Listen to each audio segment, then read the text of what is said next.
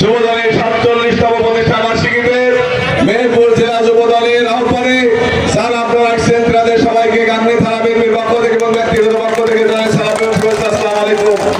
সংগ্রামী সাথী বন্ধুরা, মনে হচ্ছে ধানের শীষের জোয়ার উঠে গেছে। এখন তো টিকিট হাতে পাওয়া যায়নি, খালি গ্রিন সিগন্যাল পাওয়া গেছে। তাহলে টিকিট হাতে পেলে আরো জোয়ার উঠবে কিনা বলে একটু কথা বলতে হবে। আমজাদ সাহেব লোক কি খারাপ না ভালো? ঠিক আছে, ভালো। তাহলে আমাদের বিএনপির ভারপ্রাপ্ত চেয়ারম্যান জননেতা জনাব তারেক রহমান ক্যান্ডিডেট সিলেকশন করতে ভুল করেন না। কয়েকদিন